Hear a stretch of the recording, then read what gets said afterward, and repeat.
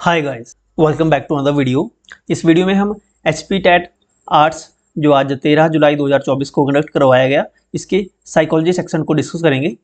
इससे पहले हमने अदर सेक्शन जैसे इंग्लिश, सोशल स्टडीज़, एचपीजी के जनरल अवेयरनेस के सेक्शन पहले ही डिस्कस कर लिए हैं, तो उनके वीडियोज़ आप जाके चैनल पर देख सकते हो।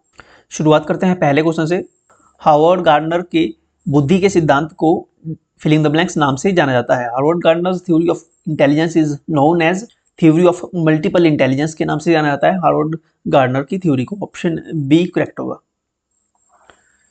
सेकंड क्वेश्चन है फिलिंग द ब्लैंक्स अवांछित व्यवहार और पीड़ादायी परिणामों के मध्य संबंध स्थापित करती है। Filling the blanks establishes relationship between undesirable behaviour with painful consequences. Aversion therapy यानी विरुचि चिकित्सा establishes relationship between undesirable behaviour with painful consequences. Okay, option C correct होगा। अगला क्वेश्चन है क्वेश्चन नंबर थर्ड। राहुल को चीखने चिल्लाने की आदत है। उसके माता पिता ने निर्णय लिया है कि अब जब भी वह चिल्लाए तो उसे भोजन न दिया जाए।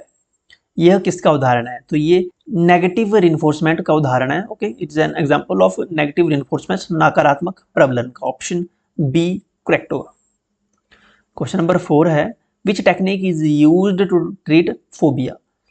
फोबिया को ट्रीट करने के लिए कौन सी टेक्निक का इस्तेमाल किया जाता है? Systematic desensitization. Okay, this is a technique is used to treat phobia. Okay, Hindi में कहते हैं क्रमिक विसंवेदीकरण। ओके, ऑप्शन ए इसमें करेक्ट होगा। क्वेश्चन नंबर 5 है the logical process by which general principles are inferred from particular instance is called. वह तार्किक प्रक्रिया जिसके द्वारा विशेष घटनाओं से सामान्य सिद्धांतों तक पहुंचा जा सकता है, इसे कहते हैं आगमनात्मक तर्कना यानी inductive reasoning. Okay, option B correct होगा। क्वेश्चन नंबर 6 है एक स्मृति प्रक्रिया जिसमें नई सीखी गई जानकारियां पूर्व भंडारित समय सामग्री की पुनः प्राप्ति में बाधा डालती हैं, क्या कहलाती है? Memory process in which newly learned information prevents retrieval of previously stored similar material is called retroactive interference. Okay, retroactive interference कहते हैं इन्हें। ऑप्शन बी करेक्ट होगा। क्वेश्चन नंबर 7 है the test which contains a number of wooden blocks is known as the test which contains a number of wooden blocks is known as Coase block design test. Option A correct होगा। Question number 8 है filling the blanks refers to an individuals underlying potential for acquiring skills. Filling the blanks एक व्यक्ति द्वारा कौशल अर्जन करने की संभाव्यता को दर्शाता है, तो ये होता है अभिक्षमता यानी कि एप्टीट्यूड। 9th क्वेश्चन है as a person we always make some judgement about our own self. This is known as. एक व्यक्ति के रूप में हम हमेशा अपने बारे में कुछ निर्णय लेते हैं, इसे कहते हैं हम सेल्फ कॉन्सेप्ट। इसे सेल्फ कॉन्सेप्ट कहते हैं हम आत्म संप्रत्यय, जिसे हिंदी में कहते हैं। ऑप्शन सी करेक्ट होगा। नेक्स्ट क्वेश्चन है who created the thematic appreciation test, जिसे टैट भी कहा जाता है कई बार। थीमेटिक एप्रिसिएशन टेस्ट किसने क्रिएट किया, किसके द्वारा बनाया गया है थीमेटिक एप्रिसिएशन टेस्ट? तो ये टेस्ट मॉर्गन और मुर्रे के द्वारा बनाया गया है। ये 1930s में इसे डेवलप किया था मॉर्गन और मुर्रे ने हार्वर्ड यूनिवर्सिटी में। ओके, हार्वर्ड यूनिवर्सिटी में। क्वेश्चन नंबर 11 है 16 PF questionnaire was founded bye. 16 व्यक्तित्व कारक 16 PF प्रश्नावली किसने दी? तो 16 PF questionnaire was founded by Cattell. Option C correct होगा, कैटल। क्वेश्चन नंबर 12 है Watson and Skinner both contributed to which school of psychology. Watson और Skinner ने मनोविज्ञान के किस उपागम में योगदान दिया? तो आपने पढ़ा है कि स्किनर और वॉटसन ये दोनों बिहेवियरिस्ट हैं। ओके, बिहेवियरिज्म इनका जो थॉट प्रोसेस है, behaviourism school of psychology. Okay, option D correct होगा। व्यवहारवाद से संबंधित है इनकी theories of psychology. Question number 13 psychologist who works with persons that suffer from motivational and emotional problems are। मनोविज्ञान मनोवैज्ञानिक जो अभिप्रेरणात्मक और संवेगात्मक समस्याओं से पीड़ित व्यक्तियों के लिए कार्य करते हैं उन्हें क्या कहा जाता है? उन्हें कहा जाता है काउंसलिंग साइकोलॉजिस्ट। ओके, उपबोधन मनोवैज्ञानिक। Option C, option A correct होगा, काउंसलिंग साइकोलॉजिस्ट होते हैं ये। क्वेश्चन नंबर 14 है, who proposed the famous question B is equal to F which suggests behavior is the product of person and his oblique her environment। तो ये famous equation किसने दी? B is equal to F, जिसका मतलब है behavior is a product of person and is environment। P से person and E से environment। तो ये इक्वेशन दी है कर्ट लेविन ने। ऑप्शन ए करेक्ट होगा, कर्ट लेविन। ये क्वेश्चन ऐसा है जो पहले नहीं पूछा गया है, मेरे को याद नहीं है कि पहले कब पूछा गया था। ये हमने प्रीवियस ईयर के मैक्सिमम पेपर सॉल्व किए हैं तो हमें ये क्वेश्चन नहीं मिला। क्वेश्चन नंबर 15 है, if you and your friend measure the length of a table using an identical instrument, it's likely that both of you would attain the identical conclusion about the length. This is often an example of objectivity. Option A correct होगा, objectivity. अगला question है question number 16, in an experiment what is an independent variable. एक प्रयोग में स्वतंत्र चर क्या है? In an experiment independent variable is the variable that is manipulated. वह चर जिसमें बदलाव किया जा सकता है वो होता है स्वतंत्र चर यानी इंडिपेंडेंट वेरिएबल। ऑप्शन इसमें करेक्ट होगा, ऑप्शन बी। क्वेश्चन नंबर 17 है, individual psychology was given by which psychologist. व्यक्तिक मनोविज्ञान किस मनोवैज्ञानिक द्वारा प्रतिपादित किया गया? तो individual psychology was given by Alfred Adler.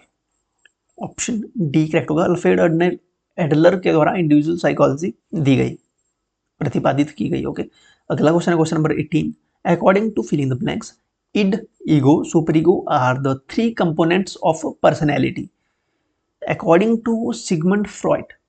इन्होंने बताया था id, ego and superego are the three components of personality। Option C correct होगा, सिगमंड फ्रॉइड। क्वेश्चन नंबर 19 है, which theory was developed by Carl जंग।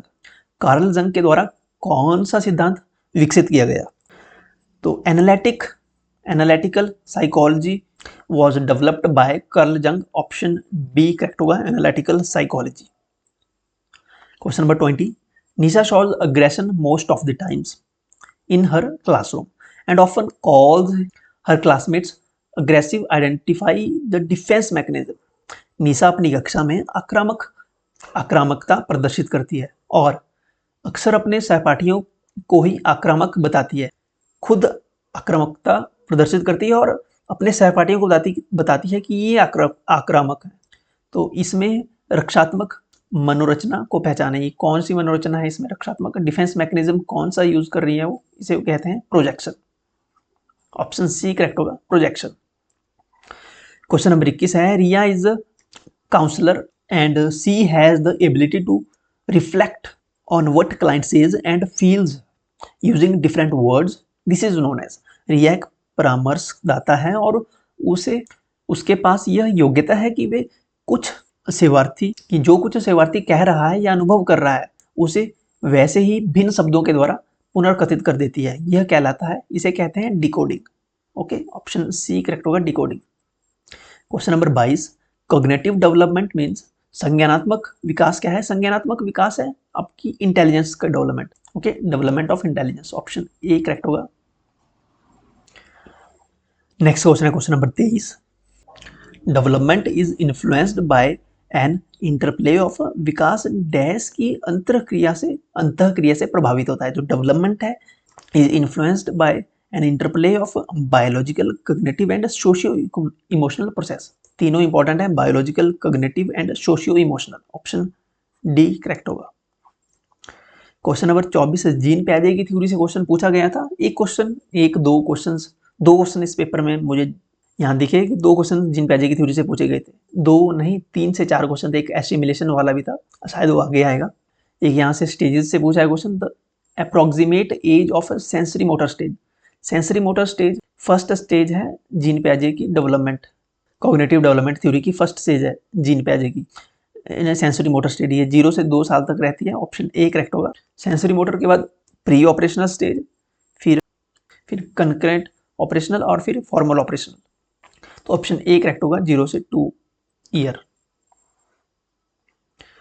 अगला क्वेश्चन है question number 25। Which theorist proposed the 8 stages of psychosocial development each associated with the particular crisis. तो 8 stages दी हैं Ericsson ने। Okay, option B correct होगा। Easy question था, हमने ये शायद नॉन मेडिकल में पूछा गया था ये क्वेश्चन, या किस पेपर में पूछा गया था, अभी टैट के एग्जामिनेशन में ही पूछा गया था। क्वेश्चन नंबर 26 है the process of incorporating new experience into existing schemas is known as। ये क्वेश्चन अगेन जीन पियाजे की थ्योरी से है। The process of incorporating new experiences into existing schemas is known as assimilation। नए अनुभवों को पहले से विद्यमान स्कीमा में सम्मिलित करने की प्रक्रिया कहलाती है, इसे कहते हैं आत्मसातकरण, एसिमिलेशन। इंटेलिजेंस से क्वेश्चन है आपसे, आईक्यू का फॉर्मूला पूछा है। आईक्यू का फॉर्मूला होता है mental age upon chronological age into 100। Option A correct होगा। 28th क्वेश्चन है द गेलस्टॉट principle which states that elements which are closed to each other are perceived as a group is called. तो is called principle of proximity. Okay, निकटता का सिद्धांत कहते हैं। Option B correct होगा। 29 क्वेश्चन है, question number 29। The process by which we recognise and interpret sensory information into meaningful whole is known as. जिस प्रक्रिया में हम ज्ञानेंद्रियों द्वारा प्राप्त की गई सूचनाओं की पहचान करते हैं और उसे अर्थवान बनाते हैं कहलाती है, तो इसे कहते हैं परसेप्शन। ऑप्शन बी करेक्ट होगा, परसेप्शन, प्रत्यक्षण। लास्ट क्वेश्चन है साइकोलॉजी सेक्शन का। Who is known for the classical conditioning experiment involving dogs. Classical conditioning experiment जिसमें डॉग्स को इन्वॉल्व किया गया था, क्लासिकल कंडीशनिंग थ्योरी है इवान पावलोव की, जिसमें डॉग्स पे एक्सपेरिमेंट किया था इन्होंने। ये रशियन साइकोलॉजिस्ट थे। ओके, रशियन थे ये, और इन्हें नोबेल प्राइज भी मिला है। नॉन मेडिकल टैट में पूछा था कि ये जो इवान पावलोव है ये किस देश से संबंध रखते हैं, तो ये रशिया से संबंध रखते हैं। यहाँ पे क्वेश्चन पूछा है कि इनकी थ्योरी कौन सी है, यहाँ से उल्टा घुमा दिया, तो ऑप्शन डी करेक्ट होगा, इवान पावलोव। आपको बताना है कि बीएफ स्किनर की थ्योरी कौन सी है। ओके, ये आपके लिए। Okay, so that's it. हमारे साथ टेलीग्राम पे जुड़ने के लिए टेलीग्राम का लिंक वीडियो की डिस्क्रिप्शन में मिलेगा, जहाँ पे आपको क्वेश्चन पेपर्स की पीडीएफ, नोटिफिकेशन और अदर कोई भी इन्फॉर्मेशन है वो मैं वहाँ पे आपको अपडेट कर दूंगा। ओके।